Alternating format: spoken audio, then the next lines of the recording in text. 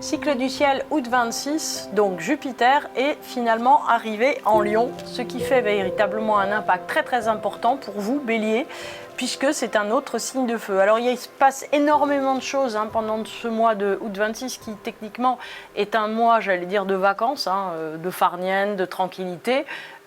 Pour vous, ça ne va pas être le cas, puisqu'il y a vraiment énormément, j'allais dire, de rendez-vous dans le ciel qui vont vous concerner directement. Alors, pour le dire déjà en quelques mots, Jupiter est entré en Lion au début juillet, donc fatalement, il cavale, il avance extrêmement vite à travers le signe du Lion.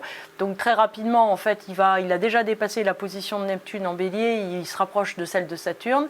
Nous allons avoir, au 12 août, nous allons avoir l'éclipse de la pleine lune, donc de la nouvelle lune en Lion, qui est une éclipse majeure, puisque tout le monde parle de cette fameuse éclipse solaire qui est très importante, qui a un impact donc direct sur vous.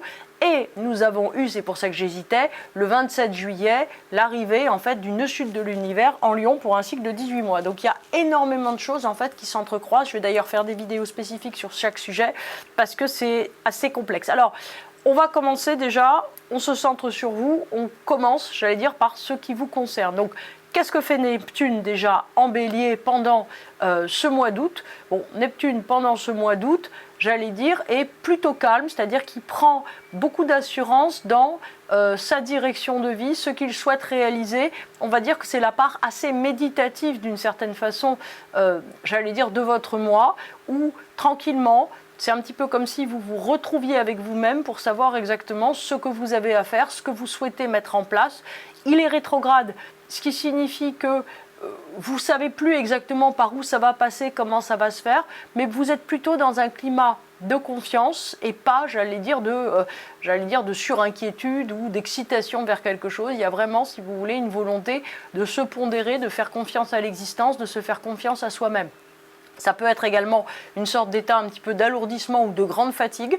Ne vous inquiétez pas si c'est le cas, c'est vraiment tout à fait temporaire. Bon, ce Neptune a fait à la fin juillet très rapidement un trigone exact en fait à Jupiter qui est en Lion, donc qui vient d'arriver dans le signe du Lion et qui est extrêmement puissant.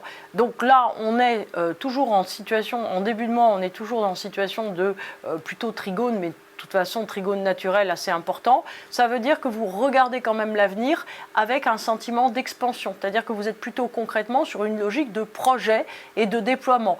Aussi de projets, j'allais dire patrimoniaux, de projets, j'allais dire structurellement très importants dans votre vie. C'est un petit peu comme si tout se mettait en place, j'allais dire, dans tous les paramètres de votre existence. Bien. On a maintenant Saturne qui est là, toujours en Bélier.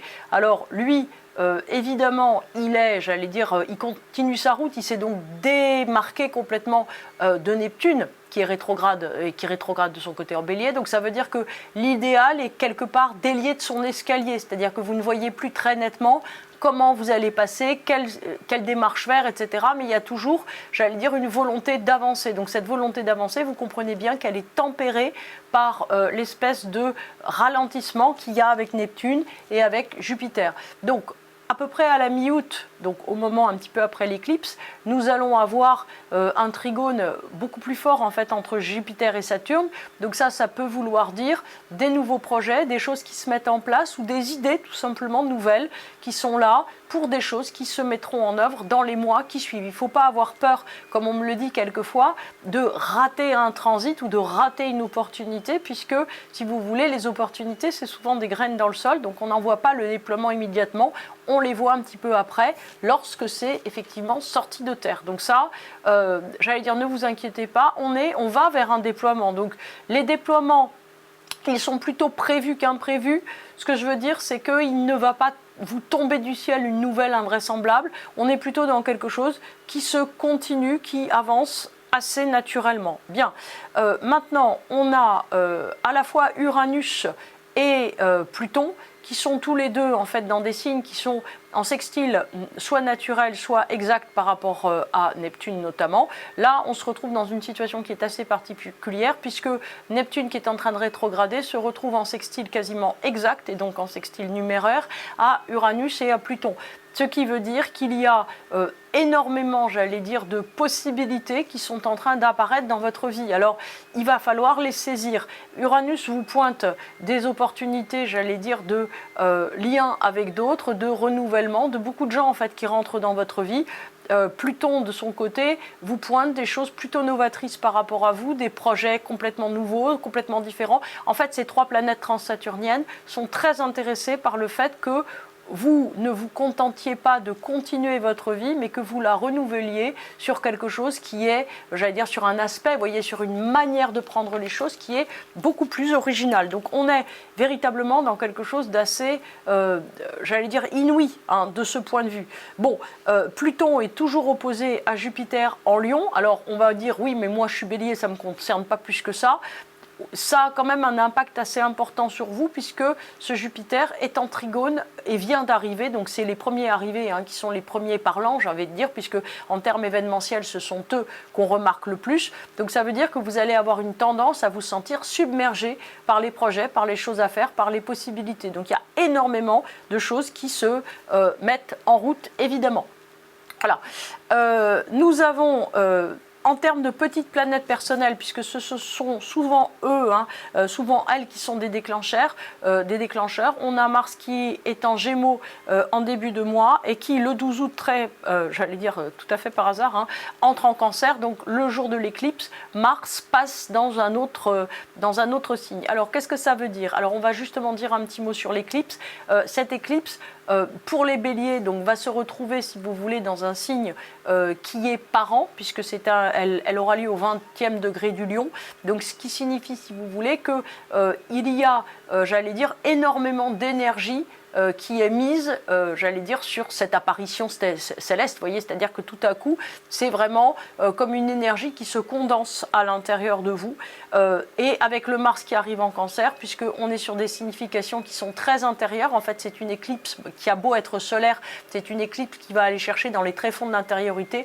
Donc le Mars en Cancer renforce ça. Donc il y a certainement des sujets familiaux, des problèmes familiaux, des choses en lien avec l'histoire de votre famille ou j'allais dire des arrangements patrimoniaux ou d'héritage qui vont se régler ou qui vont en tout cas venir au jour. Donc il y a quelque chose de très important de ce point de vue.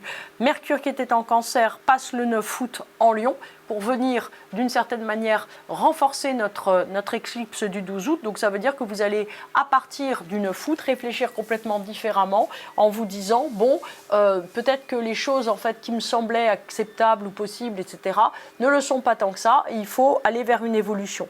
De son côté, Vénus, qui était en Vierge jusqu'au 7 août, passe en Balance à partir donc du 7 août justement. Donc pour vous, Bélier, c'est un signe en opposition, donc ça veut dire que vous allez aussi accepter d'aller éventuellement à des confrontations ou à des, entre guillemets, règlements des comptes pour que les choses soient plus claires. Donc on est sur une grosse nébuleuse familiale, un petit peu pour tout le monde, vous allez voir, mais on est sur un gros sujet familial qui est en train effectivement de se poser. Alors, par domaine, qu'est-ce qu'on a en fait ? On va dire que vous, déjà, vous êtes dans un état plutôt bon, c'est-à-dire que vous êtes méditatif, contemplatif, mais vous savez où vous allez, vous savez pourquoi vous y allez, vous êtes assez confiant dans l'avenir, mais vous commencez à, j'allais dire, mettre une volonté assez forte, une volonté véritablement que les choses aillent à votre idée et pas autrement. Il y a énormément de gens, énormément de choses autour de vous, vous êtes certainement un tout petit peu, d'une certaine façon, sursollicité, donc ça peut contribuer à vous agacer un petit peu, mais vous ne subissez pas d'agacement important, même s'il y a le nœud sud de l'univers, dont là on n'a pas beaucoup parlé, mais vous pouvez le voir en vidéo aussi, ce nœud sud de l'univers qui a tendance à agacer les signes de feu. Mais on va dire que vous tenez bien la barre, qu'il n'y a pas, j'allais dire, d'événements majeurs de ce point de vue. D'un point de vue financier et familial, les deux étant assez liés, il y a des grandes réflexions qui se font. Est-ce que ce sont des réflexions sur des reprises ou des mutations d'emploi, des questions de, j'allais dire, de 9/10 de temps, 4/5 de temps, etc., éventuellement des enjeux, j'allais dire, patrimoniaux ou d'héritage. En tout cas, il y a des réflexions qui commencent à se mettre en place de ce point de vue. Sinon, en fait, on est plutôt dans un climat qui est très bénéfique et très positif, puisque, j'allais dire, de toute façon, il faut bien comprendre qu'en ce moment, pour les signes de feu, on est quand même dans une période assez incroyable et assez magique.